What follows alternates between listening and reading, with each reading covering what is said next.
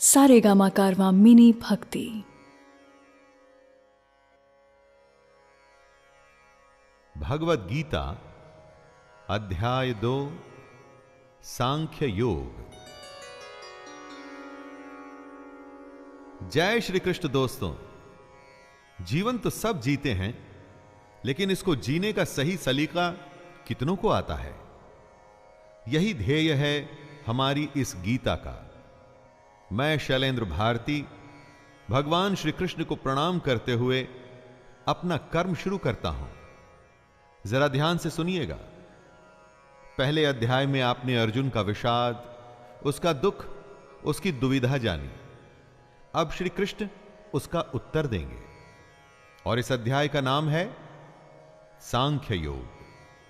इसमें अर्जुन की कायरता तथा उसके भ्रम को लेकर विश्लेषण है, उसका एनालिसिस है। दोस्तों, यहां से शुरुआत होती है उस ज्ञान की जिसके लिए भगवद गीता दुनिया का सबसे महानतम ग्रंथ और ज्ञान का भंडार माना जाता है।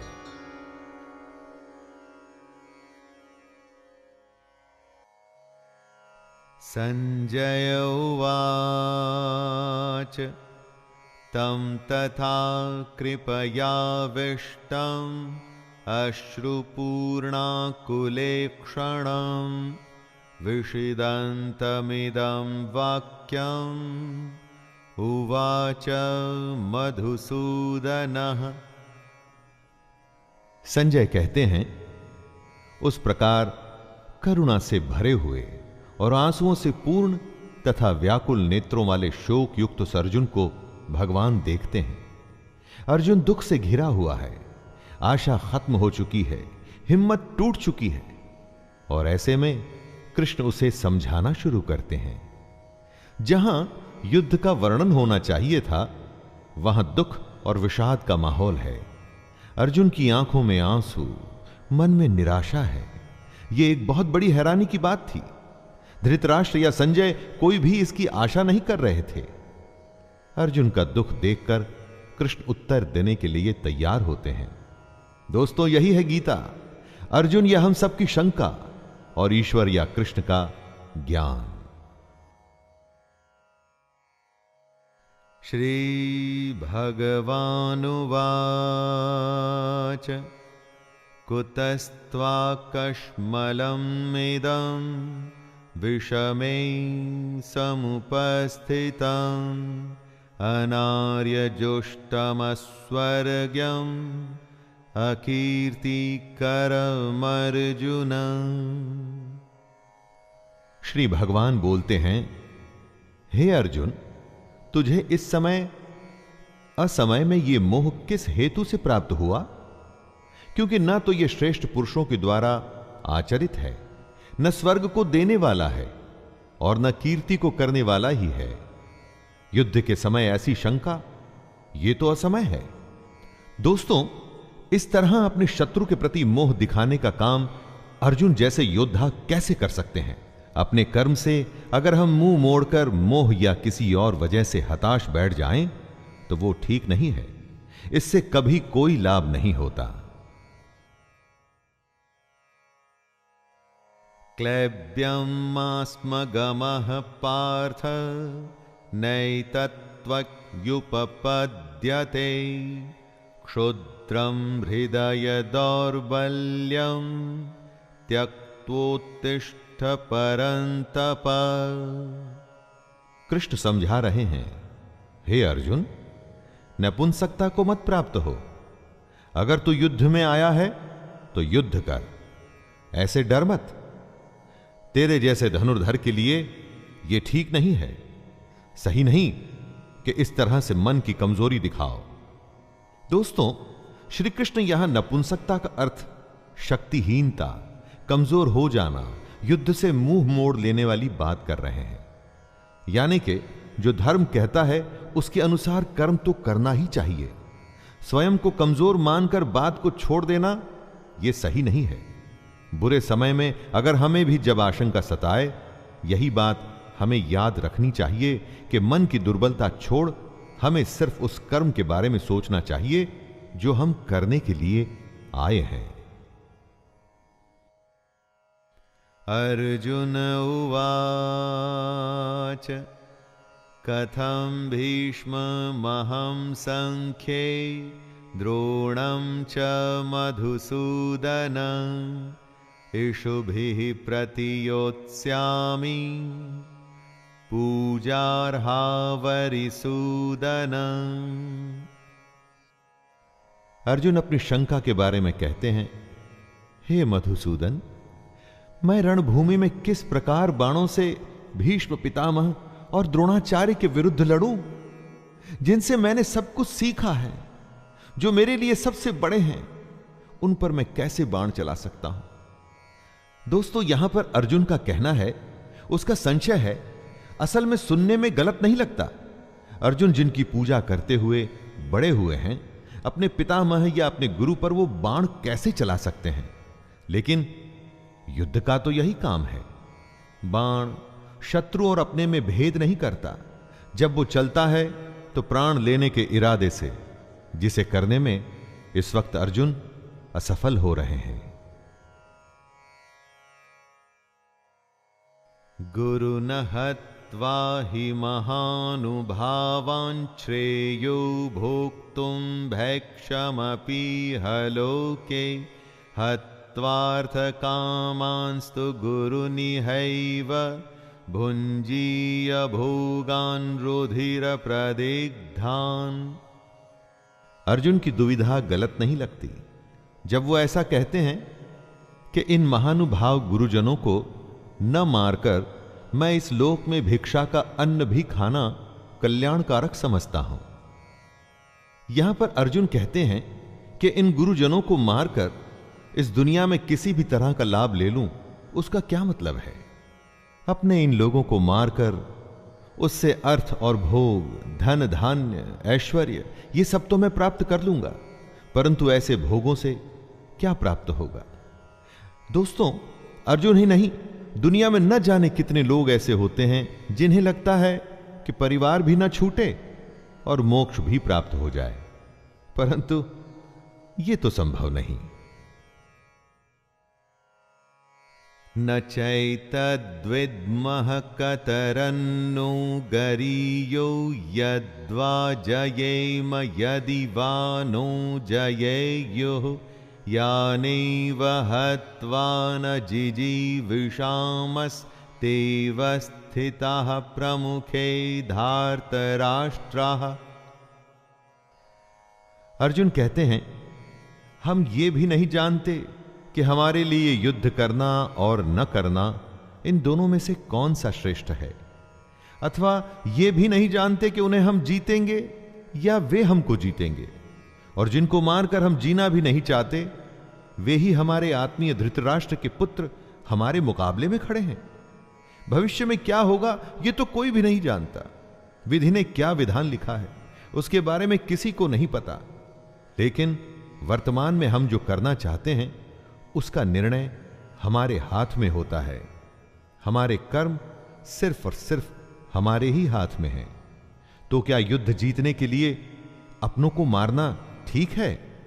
अपने कर्म को पूरा करने के लिए हमें किस सीमा तक जाना चाहिए और किस सीमा को पार करना चाहिए?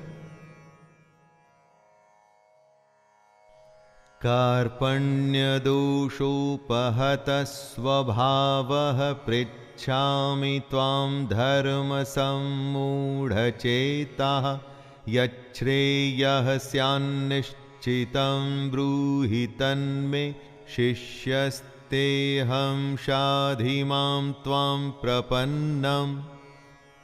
इसलिए कायरता रूप दोष से उपहत हुए स्वभाव वाला तथा धर्म के विषय में मोहित चित्त हुआ मैं आपसे पूछता हूं कि जो साधन निश्चित कल्याणकारक हो वो मेरे लिए कहिए, क्योंकि प्रभु मैं आपका शिष्य हूं।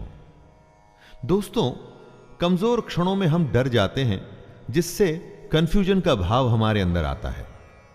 अर्जुन ये मान रहे हैं कि वो कंफ्यूज्ड हैं, कायरता का दोष वो अपने ऊपर ले रहे हैं, और तभी तो ये कहते हैं कि श्री कृष्ण मैं आपका स्टूडेंट हूं, आपको सरेंडर करता हूं, मुझे बताइए कि क्या सही है।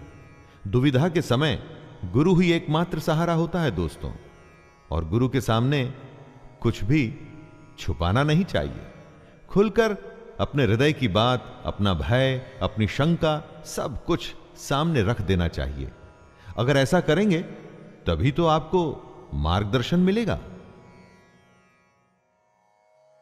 नहि प्रपश्यामि ममापनुद्याद्यच्छोकमुच्छोषणमिन्द्रियाणाम् अवाप्य भूमा वसपत्रमृद्धं राज्यं सुराणामपि चाधिपत्यम्।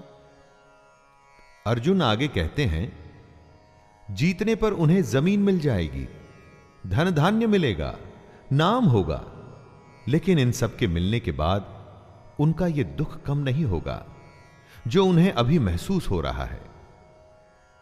यही बात है दोस्तों, जब अपनों का दुख सताता है तो किसी भी तरह का लाभ आराम नहीं देता।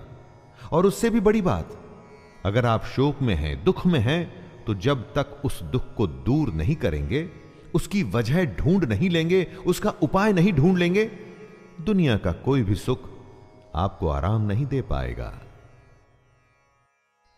संजय उवाच एवमुक्त्वा ऋषिकेशं गुडाकेशः परन्तप न योत्स्य इति गोविन्दम् उक्त्वा तूष्णीं बभूवः। संजय धृतराष्ट्र को बोलते हैं, हे राजन, निद्रा को जीतने वाले अर्जुन अंतर्यामी श्री कृष्ण को फिर से कहते हैं, मैं युद्ध नहीं करूंगा। ये स्पष्ट कहकर चुप हो जाते हैं। यानी निद्रा हमारी नेचुरल आवश्यकता है, इस पर दुनिया में कोई भी विजय नहीं पाया है। लेकिन अर्जुन को ऐसा महान माना जाता था कि उसने निद्रा पर भी विजय प्राप्त कर ली थी। और वो ही अर्जुन निद्रा तो नहीं, अपने मोह, अपने डर और दुख से हारता हुआ दिख रहा है। किस समय कौन सी दुर्बलता हम पर हावी हो जाए और कुछ समय के लिए हम उससे हार मान लें, यह कहना बड़ा मुश्किल है। जब अर्जुन के साथ ऐसा हुआ है दोस्तों, तो हमारे साथ भी हो सकता है। लेकिन अर्जुन उस दुर्बलता को जीत के आगे बढ़ा था और उसी तरह से हमें भी बढ़ना होगा। तमुवाच ऋषिकेशः प्रहसन्निव भारत सेनयोरुभयोर्मध्ये विषिदन्तम् इदं वचः। धृतराष्ट्र की उत्सुकता बढ़ रही है। स्वाभाविक है कि एक पिता होने के नाते धृतराष्ट्र किसको जिताना चाहते थे, यह तो कहने की आवश्यकता नहीं है। वो युद्ध में भाग नहीं ले सकते थे, लेकिन युद्ध की एक एक बात को जानना चाहते हैं। संजय बताते हैं कि हे भरतवंशी धृतराष्ट्र, दोनों सेनाओं के बीच में शोक करते हुए अर्जुन हैं और उसके सामने अंतर्यामी श्री कृष्ण, जो अर्जुन को हंसते हुए ये वचन बोल रहे हैं। एक तरफ रोता हुआ कमजोर डरा हुआ बालक जैसे कि अर्जुन, और दूसरी तरफ त्रिकालदर्शी कृष्ण है। शायद कृष्ण को इसीलिए छलिया भी कहा जाता था। रोते हुए के सामने इस तरह से कौन हंसता है? और कृष्ण हंसते थे क्योंकि उन्हें वो पता था जो किसी को पता नहीं था। श्री भगवानुवाच अशोच्यानन्वशोचस्त्वं प्रज्ञं वादांश्च भाषसे गतासु न गतासुंश्च नानुशोचन्ति पंडिताः। श्री कृष्ण का गीता ज्ञान अब यहां से आरंभ हो रहा है दोस्तों। भगवान बोले, हे अर्जुन, तू न शोक करने योग्य मनुष्यों के लिए शोक करता है और पंडितों की तरह मुझसे बातें करता है, परंतु जिनके प्राण चले गए हैं उनके लिए और जिनके प्राण नहीं गए हैं उनके लिए भी पंडित जन शोक नहीं करते। कृष्ण का ज्ञान अंतिम सत्य है। वह अर्जुन से कहते हैं, कि तुम पंडितों की तरह बातें भी नहीं कर रहे और ना तुम ज्ञानियों की तरह बातें कर रहे हो। जो पंडित और जो ज्ञानी होते हैं वो किसी के जीवित रहने पर या जीवित न रहने पर भी शोक नहीं करते, अर्थात इस दुनिया में किसी भी बात का शोक नहीं करना चाहिए।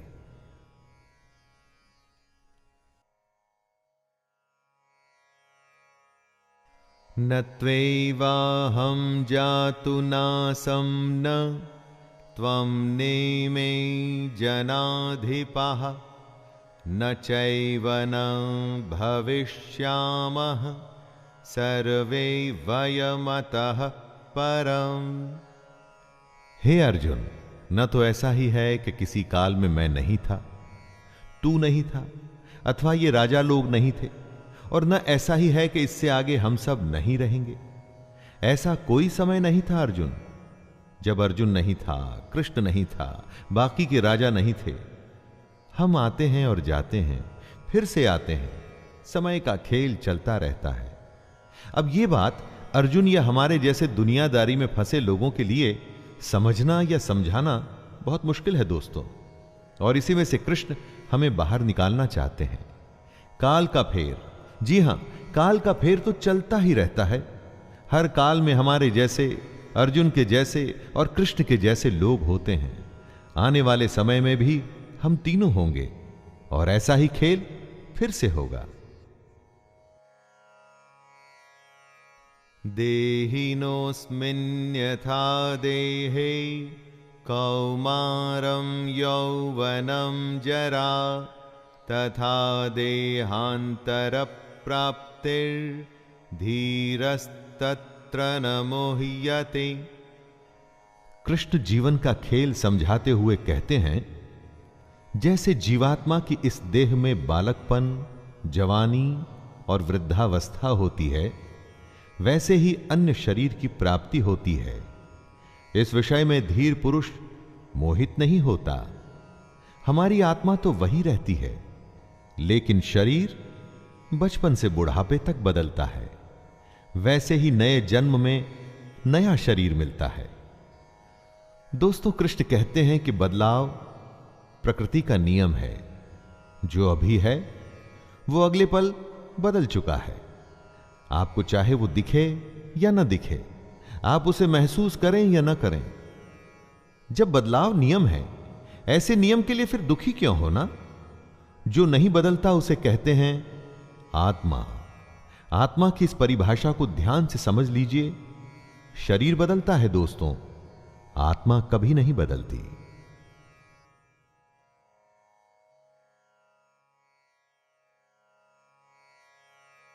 मात्रा स्पर्शास्तु कौन्तेय शीतोष्ण सुख दुःखदाः आगमापायिनो नित्यास्तांस्तितिक्षस्व भारत। हे कुंती पुत्र, सर्दी, गर्मी और सुख दुख को देने वाले इंद्रिय और विषयों के संयोग तो उत्पत्ति, विनाशशील और अनित्य हैं। इसलिए हे भारत, उनको तू सहन कर। जिन्हें हमारी इंद्रियां महसूस करती हैं, वो सर्दी, गर्मी या सुख दुख आते जाते रहते हैं, हमेशा नहीं रहते। हमारे सेंसेस और उनके विषयों से जुड़ करके हमें भूख, नींद, सुख, दुख, सुकून, बेचैनी जैसे फीलिंग्स आती हैं। लेकिन ये सब हमारे शरीर से जुड़ी बातें हैं जो खत्म होने वाली हैं। सारी की सारी खत्म होने वाली हैं, परंतु जो खत्म नहीं होता उसे कहते हैं आत्मा।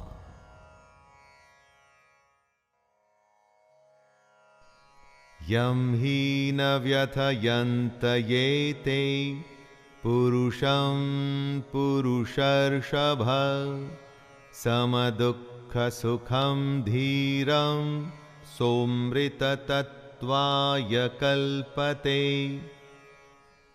क्योंकि हे पुरुष श्रेष्ठ, दुख सुख को समान समझने वाले जिस धीर पुरुष को ये इंद्रिय और विषयों के संयोग व्याकुल नहीं करते, वह मोक्ष के योग्य होता है।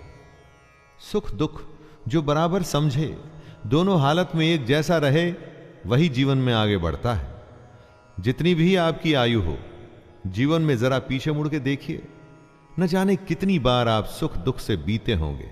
कभी बेतहाशा खुशी हुई होगी, किसी के जाने या बेहद बड़े नुकसान पे शायद आप फूट फूट के रोए भी होंगे। और आगे आने वाले जीवन में भी ऐसा होता ही रहेगा। ज्ञानी इस बात को जानते हैं कि ऐसे सुख दुख तो आते जाते रहते हैं। एक ही भाव कभी रुक के नहीं रहता। नासतो विद्यते भावो न भावो विद्यते सतः उभयोरपि दृष्टोऽन्तस्त्वन्नयोस्तत्त्वदर्शिभिः। कृष्ण कहते हैं कि असत वस्तु की तो सत्ता नहीं है और सत का अभाव नहीं है। इस प्रकार इन दोनों का ही तत्वज्ञानी पुरुषों द्वारा देखा गया है।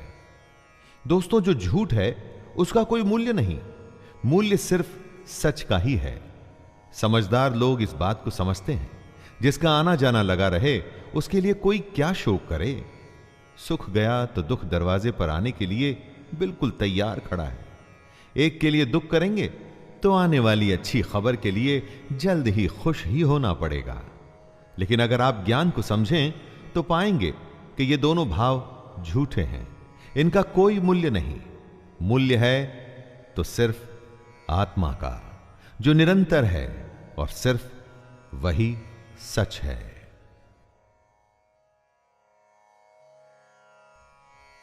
अविनाशी तु तद्विद्धि येन सर्वं इदं ततं विनाशमव्ययस्यास्य न कश्चित् कर्तुमर्हति।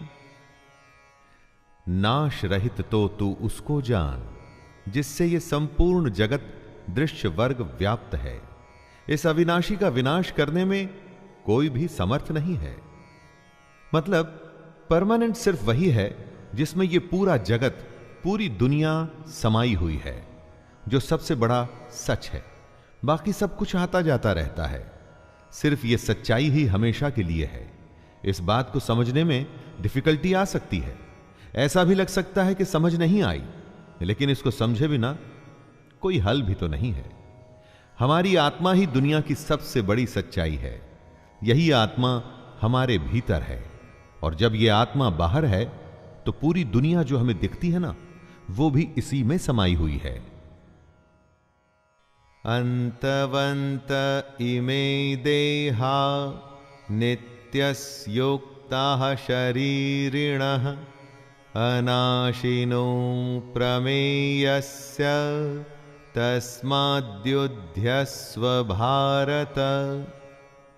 सबसे बड़ी सच्चाई है हमारी आत्मा, जो मरती नहीं। बाकी सब कुछ हमारा शरीर या हमारे भाव हैं जो मर जाते हैं।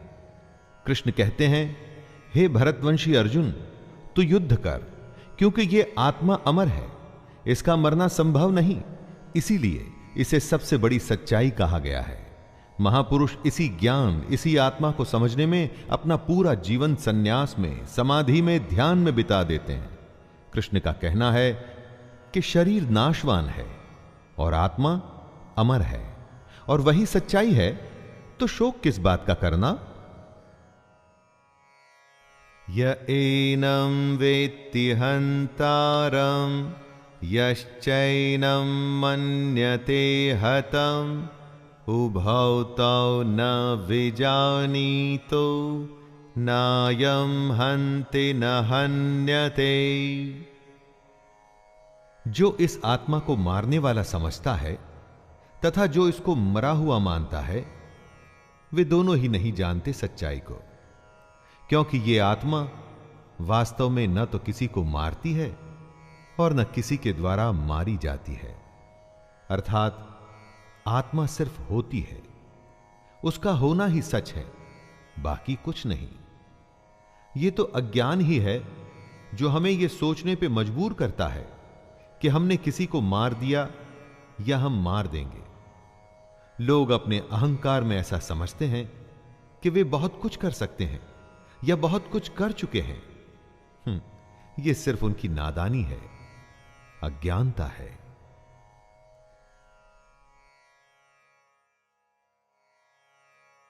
न जायते म्रियते वा कदाचिन्नायं भूत्वा भविता वा न भूयः अजो नित्यः शाश्वतोऽयं पुराणो न हन्यते हन्यमाने शरीरे।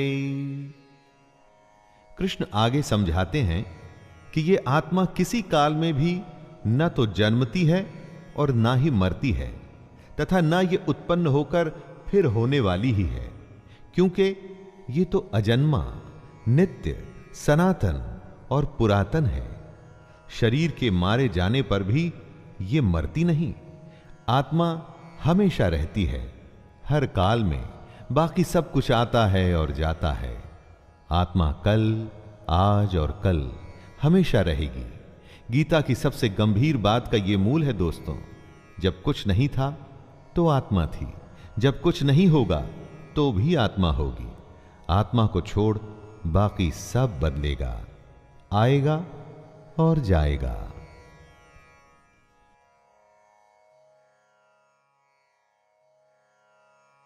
वेदा विनाशिनं नित्यं य एनमजमव्ययम् कथं स पुरुषः पार्थकं घातयति हन्तिकम्। हे पृथापुत्र अर्जुन, जो पुरुष इस आत्मा को नाश रहित, नित्य, अजन्मा और अव्यय मानता है, वह पुरुष कैसे किसको मरवाता है और कैसे किसको मारता है?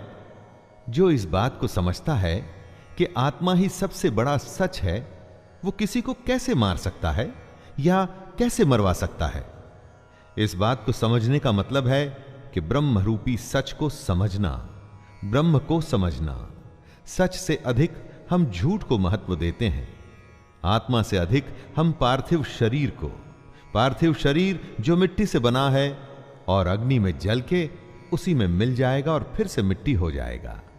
महत्व हमें देना है अपनी आत्मा को, जो हमेशा थी और हमेशा रहेगी। वासांसि जीर्णानि यथा विहाय नवानि गृह्णाति नरोपराणि तथा शरीराणि विहाय जीर्णान् यन्यानि संयाति नवानि देहि। जैसे मनुष्य पुराने वस्त्रों को त्याग कर दूसरे नए वस्त्रों को ग्रहण करता है, वैसे ही जीवात्मा पुराने शरीरों को त्याग कर दूसरे नए शरीरों को प्राप्त होता है। मतलब आत्मा को छोड़ बाकी सब कुछ बदलता है, एकदम वैसे ही जैसे हम कपड़े बदलते हैं। पुराने कपड़े के फट जाने पर, उसके धागे धागे अलग हो जाने पर उसे छोड़ दिया जाता है। वैसे ही अलग अलग कारण से जब मृत्यु होती है और शरीर रहने लायक नहीं रहता, तब आत्मा उसे छोड़कर दूसरे शरीर में चली जाती है। शरीर की आयु होती है, परंतु आत्मा की नहीं। जब देह की आयु पूरी हो जाती है तो उसकी सांसें रुक जाती हैं और आत्मा अपने एक घर को छोड़कर दूसरे घर में जाती है।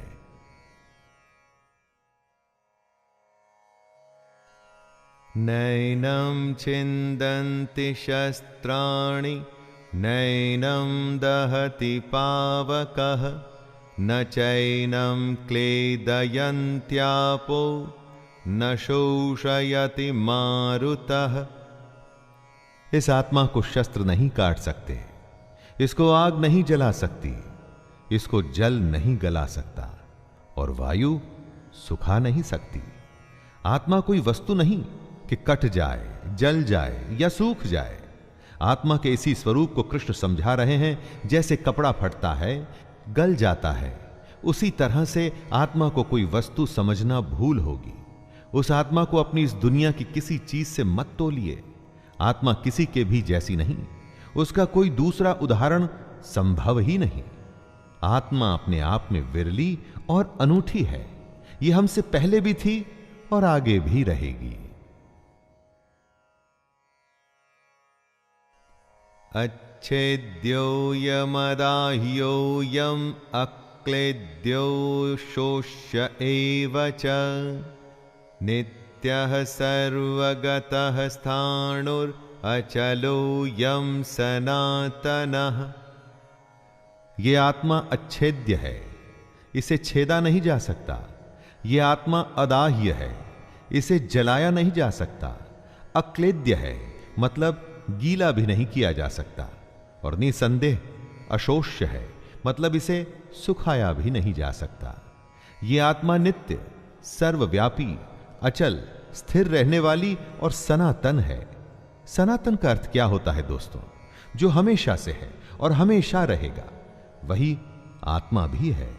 श्री कृष्ण ये बताना चाहते हैं कि हम जो नाशवान हैं, मतलब हमारा जो ये शरीर है, इस पर ज्यादा ध्यान न दें। हम समझें आत्मा को जिसका नाश नहीं हो सकता, तभी हमें मुक्ति मिलनी संभव हो सकती है। वरना मोह और दुविधा में हम हमेशा फंसे रह जाएंगे, जैसे कि अभी अर्जुन फंसा हुआ है और अपना कर्म करने को तैयार ही नहीं।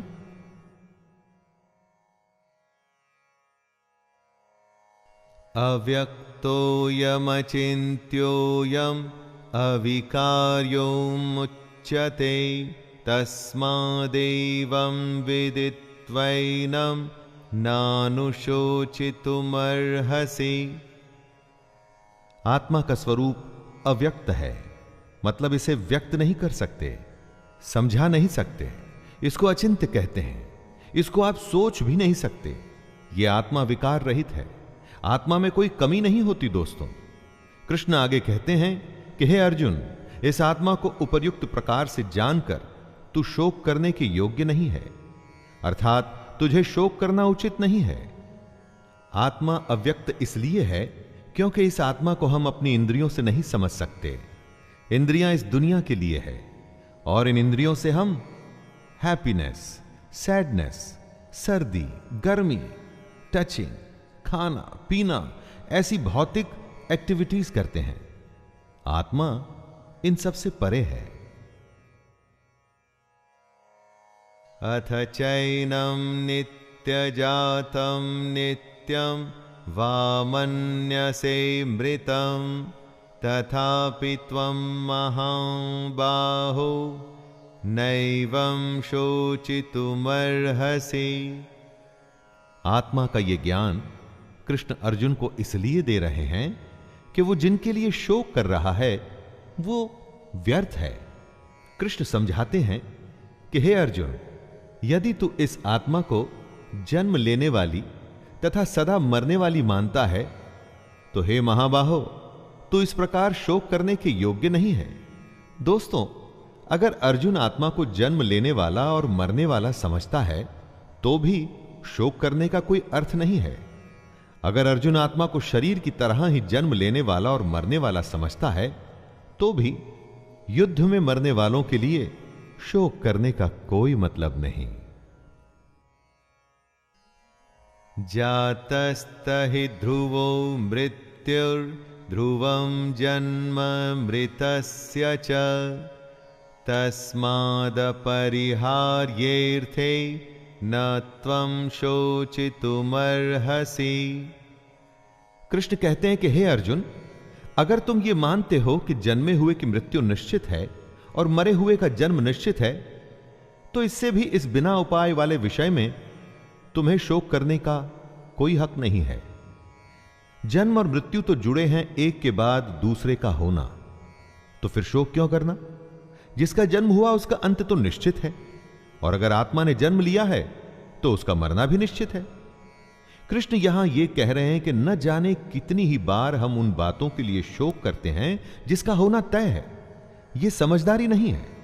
जो तय है वो होगा ही, और जो होगा ही, तो उसके लिए शोक करके अपने आप को कमजोर या दुर्बल बनाने की क्या आवश्यकता है?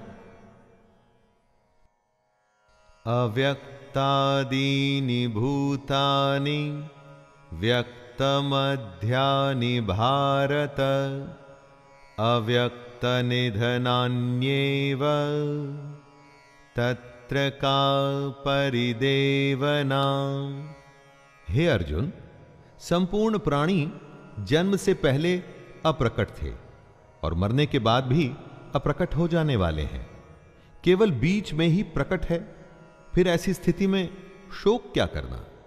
हमारा होना, किसी का भी होना उनके जन्म और मृत्यु के बीच में होता है, तो फिर शोक किसके लिए करना? अचानक से एक जन्म होता है, जब कोई नहीं था तो वो एक नया खिलखिलाता हुआ नया जीवन आता है, खुशियां लिए हुए, लेकिन उसके साथ ही किसी के जाने की भी तैयारी शुरू हो गई है। ऐसा तो हो नहीं सकता कि हम अच्छे को स्वीकार करें और बुरे के लिए शोक मनाते रहें। जीवन के सच को हमें मानना पड़ेगा। आश्चर्यवत् पश्यति कश्चिदेन माश्चर्यवद्वदति तथैव चान्यः आश्चर्यवच्चैनमन्यः शृणोति श्रुत्वाप्येनं वेद न चैव कश्चित्। कोई एक महापुरुष ही इस आत्मा को आश्चर्य की भांति देखता है और वैसे ही दूसरा कोई महापुरुष भी इसके तत्व को आश्चर्य की भांति वर्णित करता है, तथा दूसरा कोई अधिकारी पुरुष इसे आश्चर्य की भांति सुनता है, और कोई कोई तो सुनकर भी इसको नहीं जानता। यानी कि आत्मा को समझना बेहद बेहद और बेहद मुश्किल है। कुछ आत्मा के बारे में सुन के हैरान होंगे कि ऐसा कैसे हो सकता है। कोई हैरान होकर आत्मा का वर्णन करेगा, और हम में से कोई ऐसे होंगे जो सुन के इस बात को समझ नहीं पाएंगे।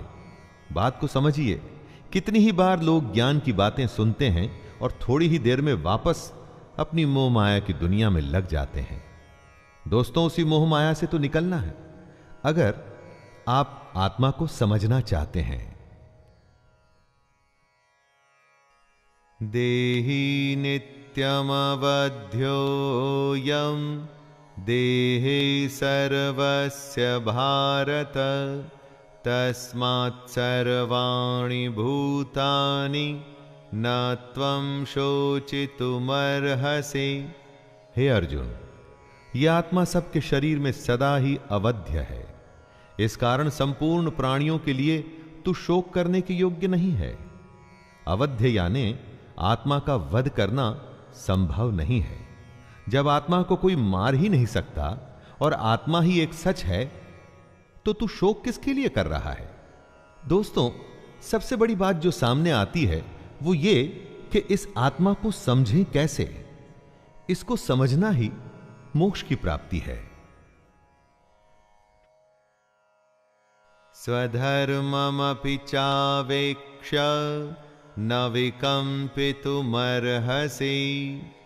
धर्म्याद्धियुद्धाश्रेयोऽन्यत् क्षत्रियस्य न विद्यते। कृष्ण अर्जुन को याद दिलाते हैं कि अपने धर्म को देखकर भी तू भय करने योग्य नहीं है, अर्थात तुझे भय नहीं करना चाहिए, क्योंकि क्षत्रिय के लिए धर्मयुक्त युद्ध से बढ़कर दूसरा कोई कल्याणकारी कर्तव्य नहीं है। दोस्तों, कृष्ण कहते हैं कि अगर हमने किसी काम को करने का निर्णय ले लिया है तो फिर उससे डरना नहीं चाहिए। पूरे तन मन से बस उस काम को, उस युद्ध को करने में लग जाना चाहिए। ज्ञान यह है कि निर्णय के बाद डरने का कोई मतलब नहीं, सिर्फ करने का मतलब है, कर्म करने का। यदृच्छया चोपपन्नं स्वर्गद्वारमपावृतं सुखिनः क्षत्रियाः पार्थ लभन्ते युद्धमीदृशम्। हे पार्थ, अपने आप प्राप्त हुए और खुले हुए स्वर्ग के द्वार रूप इस प्रकार के युद्ध को भाग्यवान क्षत्रिय लोग ही पाते हैं। युद्ध को, चैलेंज को खुले मन से स्वीकार करने में ही सबसे बड़ी खुशी है। दोस्तों, कृष्ण युद्ध को स्वर्ग का खुला हुआ द्वार बता रहे हैं। हमारे लिए भी यह बात इस तरह से सही है कि हमको भी अपने जीवन में अगर कोई चुनौती मिलती है तो उसे मोक्ष मानकर उस चैलेंज को पूरा कर जाने में लग जाना चाहिए। क्षत्रिय वो है जो युद्ध में अपना धर्म निभाए। अगर आपकी कामना, आपका प्रयास आपके लिए युद्ध है तो एक क्षत्रिय की तरह आपको भी अपने धर्म को पूरा करना चाहिए। अथ चेत्त्वमिमं धर्म्यं संग्रामं न करिष्यसि ततः स्वधर्मं कीर्तिं च हित्वा पापमवाप्स्यसि। किंतु यदि तू इस धर्मयुक्त युद्ध को नहीं करेगा तो स्वधर्म और कीर्ति को खोकर पाप को प्राप्त होगा। कृष्ण चेतावनी देते हैं कि अगर हमने चैलेंज को, युद्ध को स्वीकार नहीं किया तो फिर उसके बदले में सिर्फ पाप मिलेगा। हमारा स्वभाव हम में युद्ध करने की क्षमता, शक्ति को पैदा करता है, और अगर हमारा स्वभाव हमें युद्ध से दूर लेके जा रहा है तो मतलब हम अपने धर्म से दूर हो रहे हैं और पाप के भागी हो रहे हैं। अकीर्तिं चापि भूतानि कथयिष्यन्ति ते व्ययाम् संभावितस्य चाकीर्तिर्मरणादतिरिच्यते। कृष्ण कहते हैं, हे अर्जुन, सब लोग तेरी बहुत काल तक रहने वाली अपकीर्ति का भी कथन करेंगे, और माननीय पुरुष के लिए अपकीर्ति मरण से भी बढ़कर है। मतलब युद्ध करने से अगर मना कर दिया तो उससे बड़ा अपमान, उससे बड़ी बेइज्जती कुछ नहीं हो सकती। कुछ लोगों की भीड़ में अगर आप जाते हैं तो सब आपको सम्मान से देख आपकी प्रशंसा करते हैं, और दूसरी स्थिति में आप कहीं जाते हैं तो लोग अपमान से देखते हैं, अपनी नजरें फेर लेते हैं। आपको क्या स्वीकार है, यश या अपकीर्ति, अपमान या सम्मान? युद्ध को छोड़ देने का मतलब ही अपमान है। भयाद्रणादुपरतं मंस यन्ते त्वां महारथाः येषां च त्वं बहुमतो भूत्वा यास्यसि लाघवम्। अर्जुन, जिनकी दृष्टि में तू पहले बहुत सम्मानित होकर अब लघुता को प्राप्त होगा, वे महारथी तुझे भय के कारण युद्ध से हटा हुआ मानेंगे। दोस्तों, अर्जुन को सब महान योद्धा समझते थे। अगर अर्जुन युद्ध से हट जाता तो वो उसे कायर मानते। चाहे अर्जुन हो या हम, युद्ध न करने में बहुत अपमान होता है। अच्छा या बुरा, छोटा या महान, सब तुलना का खेल है दोस्तों। इस खेल में हार जीत तो होती ही है, इसके अलावा युद्ध में कौशल दिखाना भी एक बहुत बड़ी बात होती है। और अगर कोई युद्ध से ही मुंह फेर ले तो समाज में उसे कहीं जगह नहीं मिलती।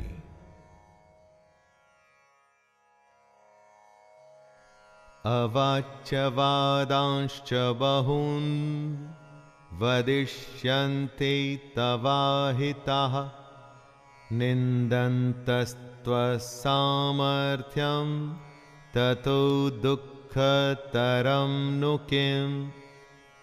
आपके बैरी, आपके शत्रु तो इसी ताक में रहते हैं कि कब आपकी निंदा कर सकें। युद्ध से भाग के उन्हें ऐसा मौका क्यों देना? हे अर्जुन, तेरे बैरी लोग तेरे सामर्थ्य की निंदा करते हुए तुझे बहुत से न कहने जैसे वचन भी कहेंगे। उससे अधिक दुख और क्या होगा? अपने चारों तरफ देखिए दोस्तों, ऐसे लोगों की कमी नहीं होगी जो इस मौके की तलाश में हैं कि कैसे आपको नीचा दिखाया जाए। अगर यह मौका आप खुद ही उन्हें परोस कर दे देंगे तो सोचिए उन्हें कितनी खुशी होगी। फिर हमें उन्हें यह मौका देने की क्या आवश्यकता है? हतो वा प्राप्स्यसि स्वर्गं जित्वा वा भोक्ष्यसे महीम् तस्मादुत्तिष्ठ कौन्तेय युद्धाय कृतनिश्चयः। या तो तू युद्ध में मारा जाकर स्वर्ग को प्राप्त होगा अथवा संग्राम में जीतकर पृथ्वी का राज्य भोगेगा। इस कारण हे अर्जुन, तू युद्ध के लिए निश्चय करके खड़ा हो जा। आज की दुनिया में इसी बात को सोच के देखिए दोस्तों, पूरे जी जान से खेलने पर आप हार जीत की चिंता नहीं करते, क्योंकि आप अपना सब कुछ झोंक चुके होते हैं। जीतने पर नाम होता है और हारने पर भी आप अपने और दूसरों के मन में सम्मान पाते हैं, क्योंकि आपने धर्म के अनुसार युद्ध किया। इसलिए अपनी चुनौतियों से, चैलेंजेस से कभी भी मुंह नहीं मोड़ना चाहिए। सुख दुखे समे कृत्वा लाभालाभौ जया जयौ ततो युद्धाय युज्यस्व नैवं पापमवाप्स्यसि। जय पराजय, लाभ हानि और सुख दुख को समान समझकर उसके बाद युद्ध के लिए तैयार हो जा। इस प्रकार युद्ध करने से हे अर्जुन, तू पाप को नहीं प्राप्त होगा। दोस्तों, अपनी चुनौती में अगर आप अपना सर्वस्व लगा देते हैं तो जीतने पर तो सब कुछ मिलेगा ही, लेकिन अगर हार भी जाते हैं तो अफसोस नहीं होगा, निराशा नहीं होगी, क्योंकि आपके पास जो भी था वो आपने युद्ध में, अपनी चैलेंजेस में लगा दिया। अब इस स्थिति को बड़े ध्यान से देखिए। युद्ध में अपना सब कुछ लगाने पर हार जीत में अंतर कम हो जाता है, और यही तो कृष्ण भी कह रहे हैं कि सुख और दुख को एक जैसा समझें और बस युद्ध में लग जाएं। अच्छा बुरा सबको एक जैसा समझकर बस अपने काम, अपनी चुनौती में लग जाइए। एषा ते विहिता सांख्ये बुद्धिर्योगे त्विमां शृणु बुद्ध्या युक्तो यया पार्थ कर्मबंधं प्रहास्यसि। हे पार्थ, यह बुद्धि तेरे लिए ज्ञान योग के विषय में कही गई है, और अब तू इसको कर्म योग के विषय में सुन। दोस्तों, अब कृष्ण कर्म योग के बारे में बता रहे हैं, जिससे कर्मों के बंधन को तोड़ा जा सके, नष्ट किया जा सके। ज्ञान सोचने और समझने की बात है, और कर्म व्यवहारिक यानी प्रैक्टिकल, सच्चाई, दोनों तरीके हैं अपने गंतव्य, मंजिल या डेस्टिनेशन पर पहुंचने के। यनेहाभिक्रमनाशोस्ति प्रत्यवातो न विद्यते स्वल्पमप्यस्य धर्मस्य त्रायते महतो भयात्।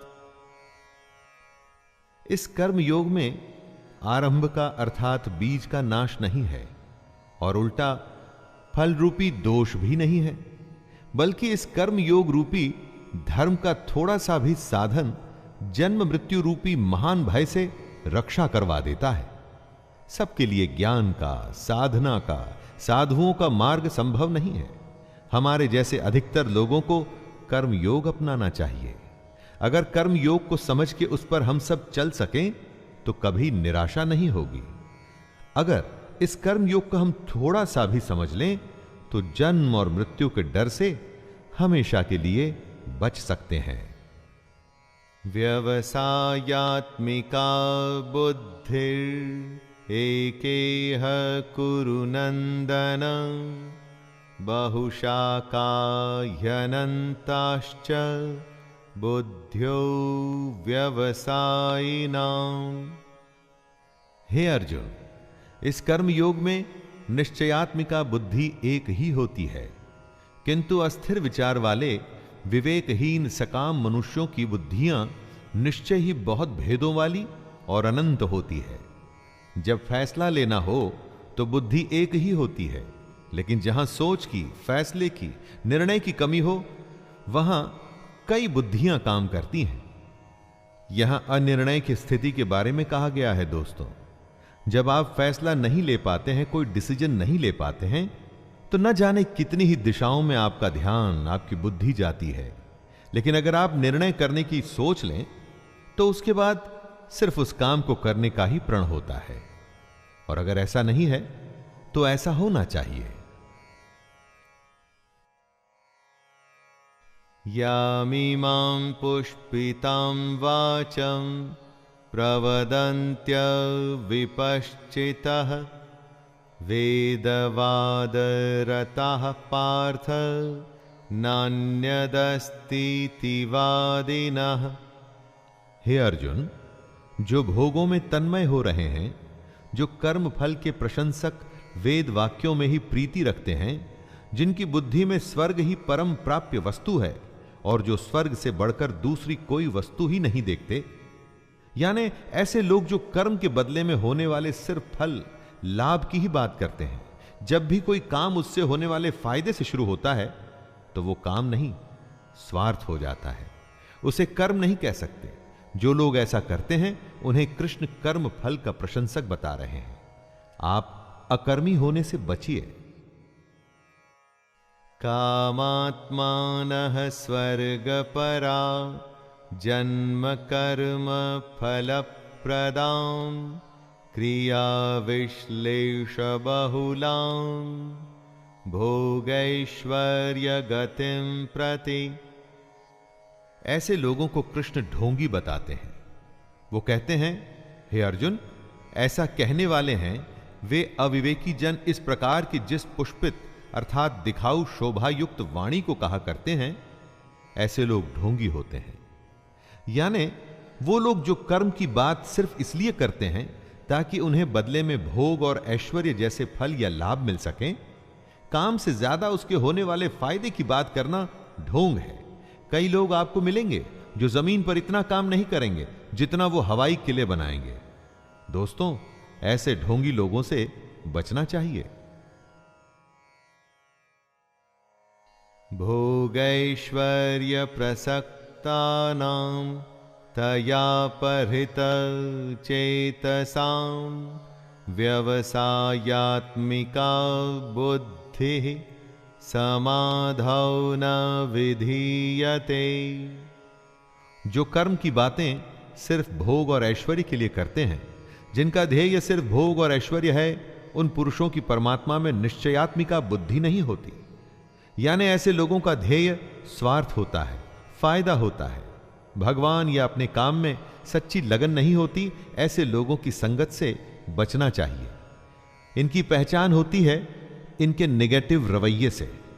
इनकी बातों से आप समझ जाएंगे कि काम में इनकी कोई रुचि नहीं, बस उस काम का फल भोगने में इनको बहुत रुचि है। त्रैगुण्य विषया वेदा निस्त्रैगुण्यो भवार्जुन निर्द्वन्द्वो नित्यसत्वस्थो निर्योगक्षेम आत्मवान। हे अर्जुन, वेदों के कर्म कांड हमारी प्रकृति के 3 गुणों से जुड़े हैं। इसलिए तू उन भोगों एवं उनके साधनों में आसक्तिहीन, हर्ष शोकादि द्वंद्वों से रहित, नित्य वस्तु परमात्मा में स्थित योग और क्षेम को न चाहने वाला और स्वाधीन अंतःकरण वाला हो। यहां पर कृष्ण अत्यंत कठिन लेकिन सबसे बड़ी बात कह रहे हैं। वो कहते हैं कि वेद भी सिर्फ 3 गुणों में ही सीमित हो जाते हैं, उससे आगे वो भी नहीं जानते। उससे आगे है कर्मयोग। उनका कहना है कि कर्म करो लेकिन उसमें आसक्ति नहीं, उससे जुड़े सुख दुख से लगाव न रखो।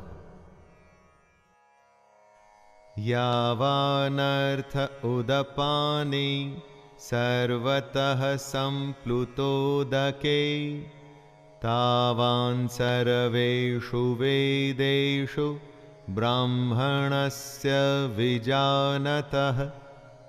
बेहद बड़े जलाशय के प्राप्त हो जाने पर छोटे जलाशय में मनुष्य का जितना प्रयोजन रहता है, उसी तरह से अगर जिसने ब्रह्म तत्व को समझ लिया तब उसके लिए वेदों की कोई आवश्यकता नहीं।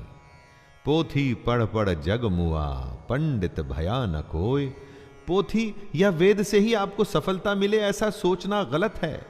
कर्म योग तो उस बड़े तालाब की तरह है कि अगर यह मिल गया तो छोटे तालाब की आवश्यकता आपको क्यों रहेगी। कर्म का खेल इतना बड़ा है कि उसके आगे सारे ज्ञान छोटे पड़ जाते हैं। लेकिन कर्म को समझना पड़ेगा कि आखिर ये होता क्या है। कर्मण्यैवाधिकारस्ते मा फलेषु कदाचन मा कर्मफल हेतुर्भुर्मा ते संगोस्त्वकर्मणि। तेरा कर्म करने में ही अधिकार है, उसके फलों में कभी नहीं। इसलिए तू कर्मों के फल के लिए काम मत कर। और ऐसा भी ना हो कि तू कर्म ही ना करे। कर्म करना है लेकिन फल के लिए नहीं। गीता के सबसे लोकप्रिय श्लोक में इस श्लोक की गिनती होती है। कर्म करना है लेकिन फल के लिए नहीं, उसे अपना धर्म और अपना कर्तव्य समझकर। योगस्थः कुरु कर्माणि संगत्यक्त्वा धनंजय सिद्धय सिद्धयोः समो भूत्वा समत्वं योग उच्यते।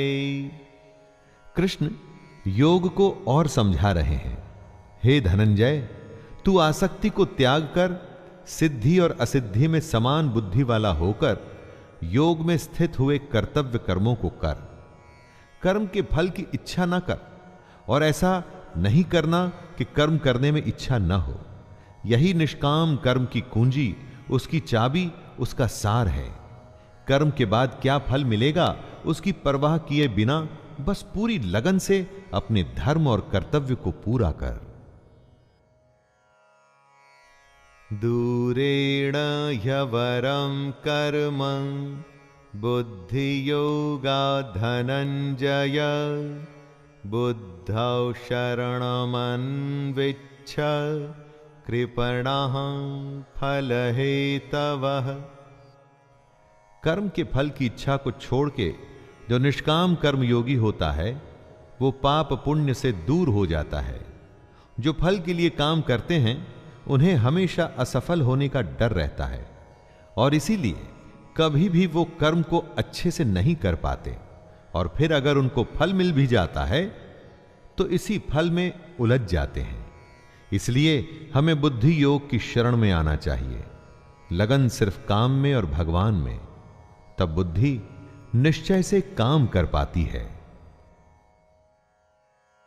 बुद्धि युक्तो जहातीह उभे सुकृत दुष्कृते तस्माद् योगाय युज्यस्व योगः कर्मसु कौशलम्। बुद्धि योग की शरण में आने से बिना फल के काम करने वाला इसी दुनिया में पाप पुण्य से मुक्त हो जाता है। हे अर्जुन, तू समत्व रूप योग में लग जा। मतलब अच्छा हो बुरा हो, सुख हो या दुख हो, सभी में एक ही तरीके से समभाव से तू बस अपना कर्म, अपना कर्तव्य करता रहे। कर्मजं बुद्धियुक्ता हि फलं त्यक्त्वा मनीषिणः जन्मबन्ध विनिर्मुक्ताः पदं गच्छन्त्यनामयम्। आम इंसान कर्म करके उसके फल को प्राप्त कर खुश होता है, और उसके बाद दूसरे फल के लालच में फिर से नए कर्म में लग जाता है। इसमें फल के बारे में सोचना ही प्रधान है, और यही गलत बात है। अगर आप अपनी सारी शक्ति, क्षमता और इच्छा सिर्फ कर्म में लगाएं और फल को भूल जाएं तो क्या होगा? आपका ध्यान कर्म में रहेगा, आप उस कर्म में बेहतर होंगे, आपकी तरक्की होगी। और रही बात फल की, तो सोच के देखिए, अगर आपने कर्म किया है तो आखिर फल जाएगा कहां?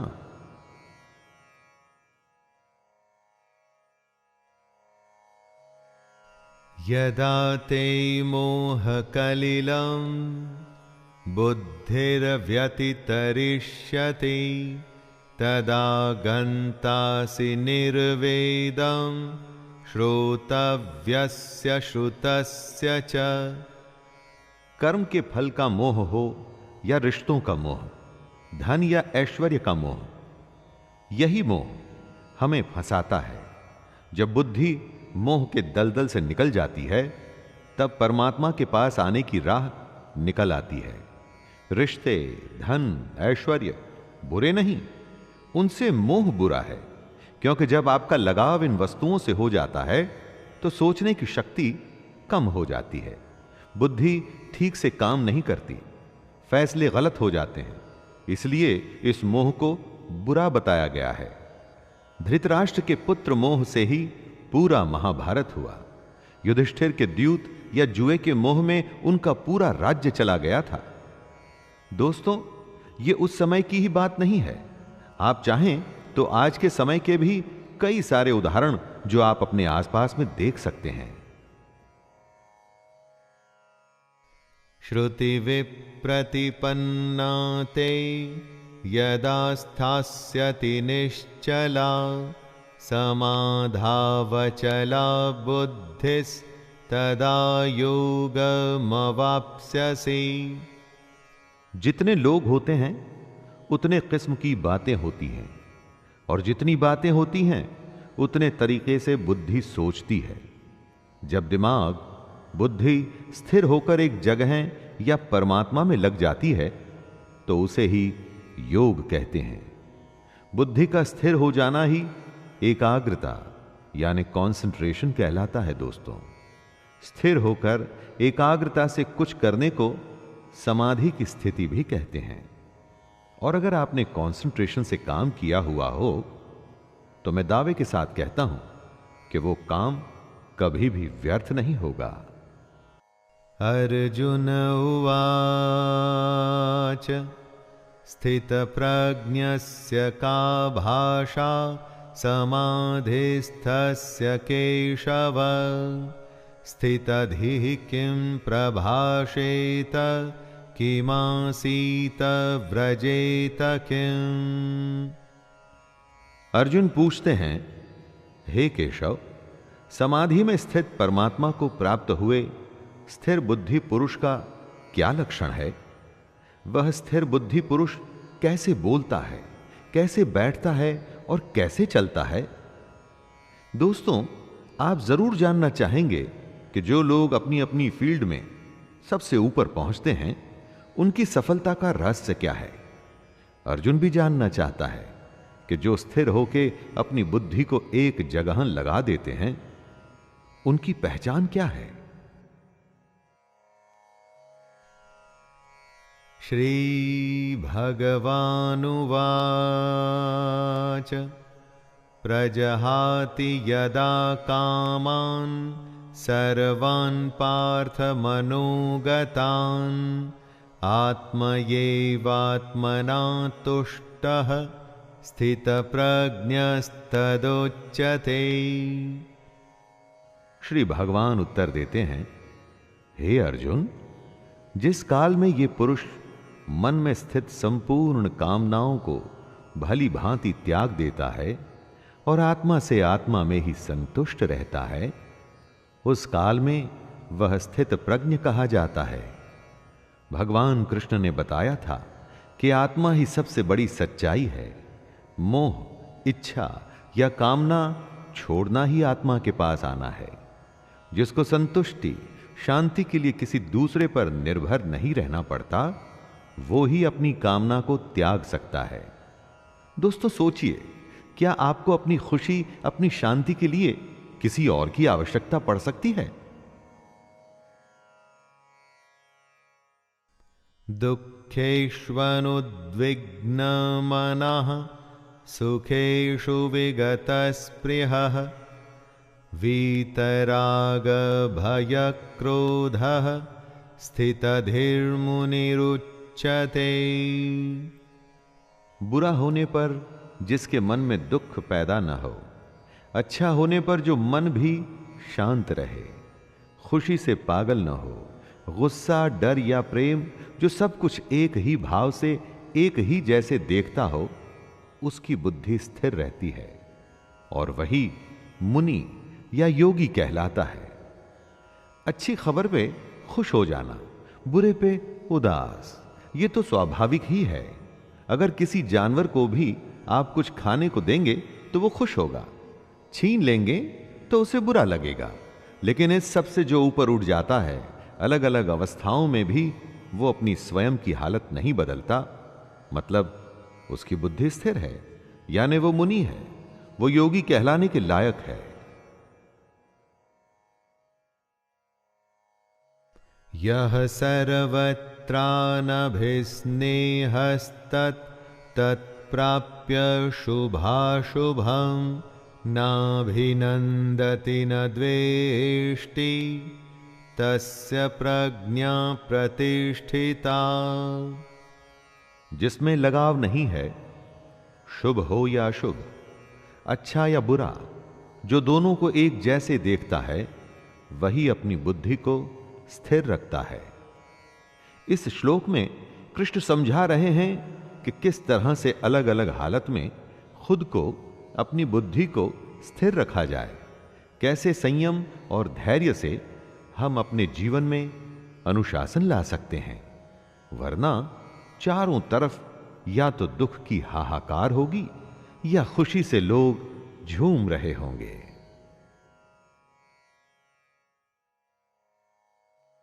यदा संहरते चायं कूर्मोऽङ्गनीव सर्वशः इन्द्रियाणीन्द्रियार्थेभ्यस्तस्य प्रज्ञा प्रतिष्ठिता। कछुआ जिस तरह से सब ओर से अपने अंगों को समेट लेता है, वैसे ही जब पुरुष इंद्रियों के विषयों से इंद्रियों को सब प्रकार से हटा लेता है, तब उसकी बुद्धि स्थिर होती है। यानी दुनिया में रहकर भी दुनियादारी से बचना ही बुद्धि को स्थिर करना है। अगर किसी के सामने आप बहुत ही स्वादिष्ट खाना रखें तो क्या वो खुद को रोक पाएगा? किसी के सामने आप महंगे आभूषण या डिजिटल गैजेट्स रखें तो क्या वो स्वयं पर कंट्रोल कर सकेगा? ना, ये संभव नहीं है दोस्तों। इसको जो संभव कर दे उसी की बुद्धि स्थिर होती है। आप स्वयं पर आजमा के देखिए, अगर दुनिया की वस्तुएं आपको लुभा नहीं पाती तो आप अपनी बुद्धि को नियंत्रण में ले आएंगे।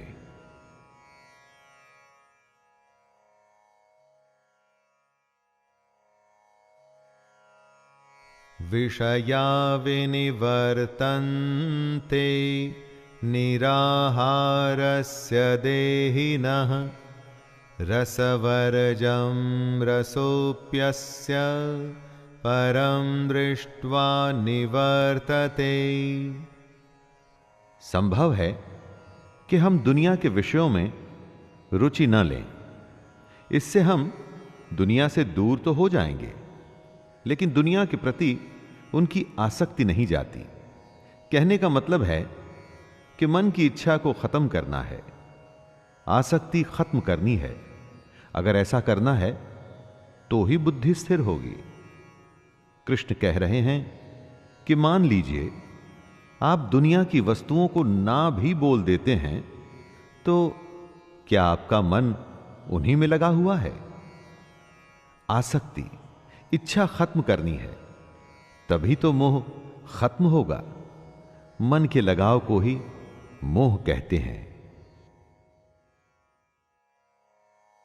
यततो ह्यापि कौन्तेय पुरुषस्य विपश्चितः इन्द्रियाणि प्रमाथीनि हरन्ते प्रसभं मनः। हे अर्जुन, आसक्ति का नाश न होने के कारण ये प्रमथन स्वभाव वाली इंद्रियां प्रयास करते हुए बुद्धिमान पुरुष के मन को भी बलपूर्वक हर लेती हैं। कृष्ण समझा रहे हैं कि जहां आप अपनी इच्छा या अपनी आसक्ति खत्म नहीं करते, वहां इंद्रियां आपको अपने वश में कर लेती हैं। सोचिए, कितनी ही बार ऐसा होता है कि सुख दुख आपके वश में नहीं, आप सुख दुख के वश में हो जाते हैं। कभी हंसी नहीं रुकती तो कभी रोना नहीं, कभी भूख नहीं रुकती तो कभी नींद, और कभी काम वासना भी नहीं रुकती।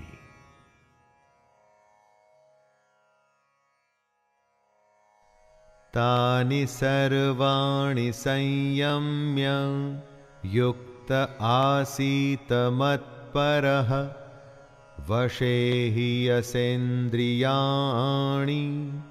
तस्य प्रज्ञा प्रतिष्ठिता। इंद्रियों को वश में करके भगवान को ध्यान में रख जो बैठता है, अपने कर्म अपने कर्तव्य में जो ध्यान लगाता है, उसी की बुद्धि स्थिर हो जाती है। वो ईश्वर अपने लक्ष्य के समीप हो जाता है। दोस्तों, अगली बार आप कुछ भी करें ना, तो ये देखिएगा कि वो काम आपकी इंद्रियां आपसे करवा रही हैं या आपका कर्म वो करवा रहा है। आप खुद ही समझ जाएंगे कि श्री कृष्ण क्या कहना चाहते हैं।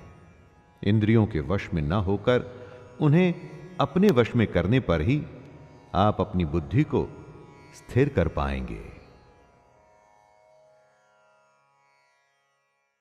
ध्यायतो विषयान् पुंसः संगस्तेषुपजायते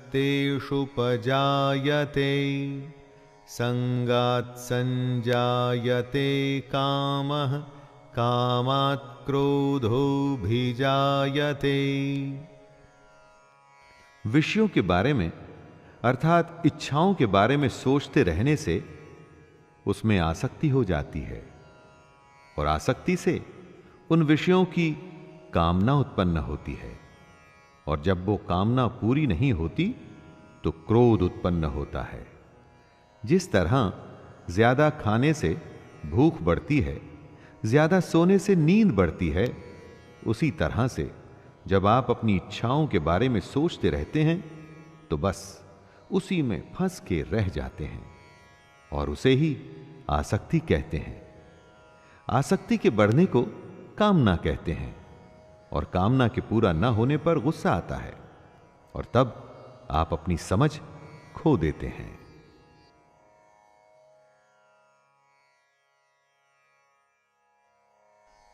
क्रोधाद् भवति सम्मोहः सम्मोहात् स्मृतिविभ्रमः स्मृतिभ्रंशात् बुद्धिनाशो बुद्धिनाशात् प्रणश्यति। यानी सोचने की शक्ति कम हो जाती है, मूढ़ भाव से स्मृति में भ्रम हो जाता है। जब सोच नहीं सकते तो याद भी नहीं रख सकते। स्मृति में भ्रम हो जाने से बुद्धि अर्थात ज्ञान शक्ति का नाश हो जाता है। जब याद नहीं रख पाएंगे तो ज्ञान किसी काम नहीं आएगा, बुद्धि बेकार हो जाएगी, और बुद्धि का नाश हो जाने से पुरुष अपनी स्थिति से गिर जाता है।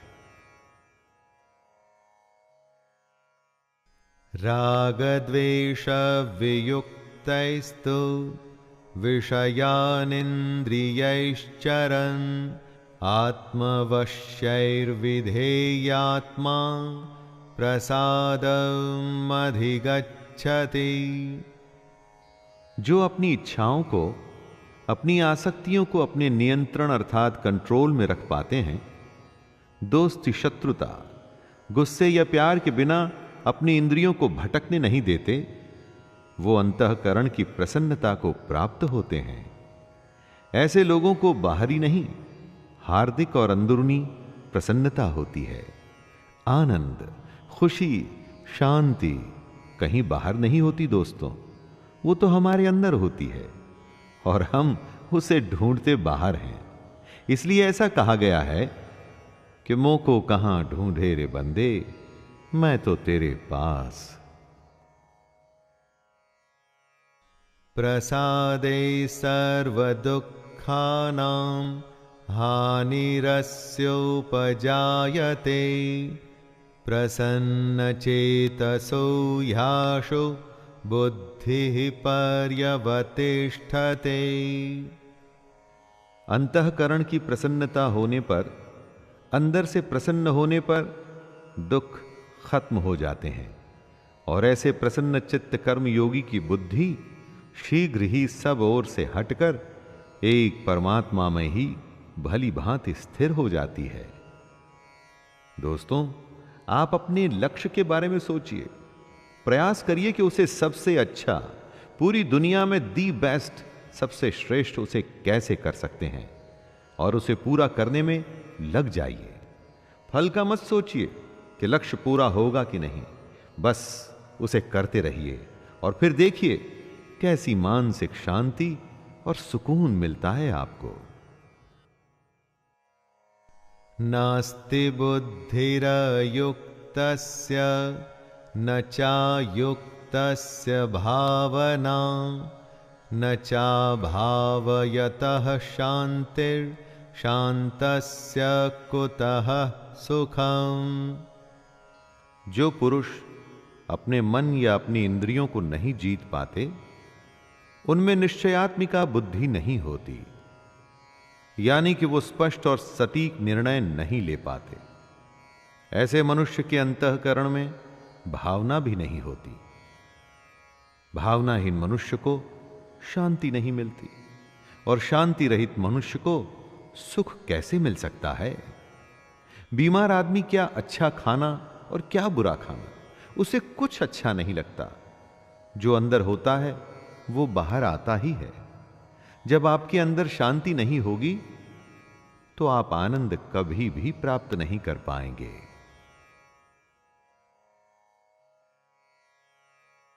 इंद्रियाणां हि चरतां यन्मनोनो विधीयते तदस्य हरति प्रज्ञां वायुर्नावमिवाम्भसि। जैसे जल में चलने वाली नाव को वायु हर लेती है, जैसे हवा पानी में चलती हुई नाव की दिशा बदल देती है, वैसे ही विषयों में विचरती हुई इंद्रियों में से मन जिस इंद्रिय के साथ रहता है वह एक ही इंद्रिय इस अयुक्त पुरुष की बुद्धि को हर लेती है। अगर वो क्रोध में है तो और कुछ भी नहीं सोच पाएगा, और अगर प्रेम में है तो उसे किसी बात की सुध भी नहीं रहेगी। जिस भी इंद्रिय के वश में होगा उसे उसके अलावा कुछ भी समझ नहीं आएगा। इन इंद्रियों के नियंत्रण से निकल के इनको आपके नियंत्रण में रखिए दोस्तों, फिर देखिए आपके लिए क्या संभव है। सब कुछ संभव हो जाएगा। तस्माद्यस्य महाबाहो निगृहीतानि सर्वशः इन्द्रियाणीन्द्रियार्थेभ्यस्तस्य प्रज्ञा प्रतिष्ठिता। हे महाबाहो, जिस पुरुष की इंद्रियां इंद्रियों के विषयों में सब प्रकार निग्रह की हुई हैं, उसी की बुद्धि स्थिर है।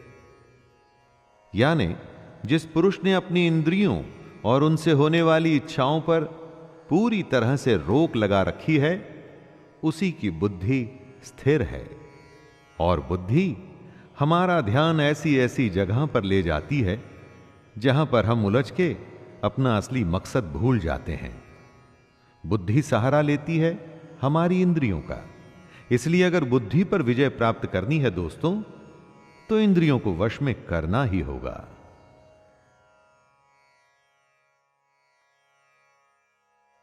या निशा सर्वभूतानां तस्यां जागर्ति संयमी यस्यां जाग्रति भूतानि सा निशा पश्यतो मुनेः। संपूर्ण प्राणियों के लिए जो रात्रि के समान है, उस नित्य ज्ञान स्वरूप परमानंद की प्राप्ति में स्थित प्रज्ञ योगी जागता है। और जिस नाशवान सांसारिक सुख की प्राप्ति में सब प्राणी जागते हैं, परमात्मा के तत्व को जानने वाले मुनि के लिए वह रात्रि के समान है। दोस्तों, कृष्ण की यह बात गहरी है और समझनी पड़ेगी। जो सबके लिए रात है, उस रात में योगी परमात्मा के लिए, ज्ञान के लिए जागता है और साधना करता है। और जो सबके लिए सांसारिक सुख है, जिसके लिए संसार में हर कोई जागता है, वो सुख योगी के लिए रात के समान है। जब सब सोते हैं तो मेहनती बच्चा रात में जाग के पढ़ता है और परीक्षा में वो ही अव्वल आता है। आपूर्यमाणमचल प्रतिष्ठं समुद्रमापः प्रविशन्ति यद्वत् तद्वत् कामायं प्रविशन्ति सर्वे स शान्तिमाप्नोति न कामकामी। जैसे नाना प्रकार की नदियों के जल सब ओर से परिपूर्ण अचल प्रतिष्ठा वाले समुद्र में उसको विचलित न करते हुए ही समा जाते हैं, वैसे ही सब भोग जिस स्थित प्रज्ञ पुरुष में किसी प्रकार का विकार उत्पन्न किए बिना समा जाते हैं, वही पुरुष परम शांति को प्राप्त होता है, भोगों को चाहने वाला नहीं। नदियां समुद्र को विचलित अर्थात उसे डिस्टर्ब नहीं करती, उसी तरह से स्थिर बुद्धि वाले पुरुष में सारी इच्छाएं, सारे भोग समा जाते हैं और उसे विचलित नहीं करते। कई बार किसी के कहने पर आपको बुरा लगता है और आप अपना आपा खो देते हैं, इसका मतलब आपका अपने ऊपर नियंत्रण नहीं है। ऐसा समुद्र बनिए जिसमें कोई भी नदी, किसी भी तरह की गाली या कोई कमेंट आपको कभी भी विचलित न कर पाए। विहाय कामान्यः सर्वान् पुमांश्चरति निःस्पृहः निर्ममो निरहंकारः स शान्तिमधिगच्छति। जो पुरुष संपूर्ण कामनाओं को त्याग कर ममता रहित, अहंकार रहित और स्पृहा रहित हुआ विचरता है, वही शांति को प्राप्त होता है, अर्थात वो शांति को प्राप्त है। कामना का, इच्छा का त्याग करना है, उससे मोह नहीं रखना है, घमंड नहीं करना है, दुनिया में रहकर भी दुनिया से अलग रहना है। ऐसे ही इंसान को शांति प्राप्त होती है। कामयाब वही होता है जो परेशान हुए बिना अपनी धुन में, अपने काम में लगा रहता है। सफलता उसी के ही पांव चूमती है। एषा ब्राह्मी स्थितिः पार्थ नैनां प्राप्य विमुह्यते स्थित्वा स्यामन्तकालेऽपि ब्रह्मनिर्वाणमृच्छते। हे अर्जुन, ये ब्रह्म को प्राप्त हुए पुरुष की स्थिति है।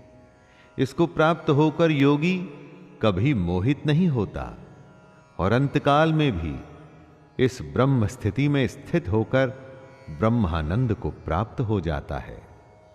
दोस्तों, कृष्ण अर्जुन को बता रहे हैं कि जो पुरुष ऐसा करने में सफल होता है उसे ब्रह्म की प्राप्ति होती है। ब्रह्म का अर्थ है सबसे बड़ा सत्य, इससे आगे कुछ भी नहीं होता। कृष्ण कहते हैं कि ये जो सारे लक्षण हैं उन लोगों के हैं जो अपनी बुद्धि को स्थिर रखकर अपने लक्ष्य को प्राप्त करते हैं। स्वाभाविक है कि अगर इन बातों को हम भी अपने जीवन में उतार लें तो हम भी अपने लक्ष्य से कभी दूर नहीं रहेंगे। दोस्तों, ये था गीता का दूसरा अध्याय, सांख्य योग। इस अध्याय में श्री कृष्ण ने कर्म को समझाया, उसके प्रति हमारे उत्साह को बढ़ाया और यह समझाया कि सिर्फ और सिर्फ कर्म में ही अपना ध्यान रखना और किसी भी बात में नहीं। तो आज्ञा दीजिए, अपने मित्र शैलेंद्र भारती को मुलाकात होती है तीसरे अध्याय में। जय श्री कृष्ण।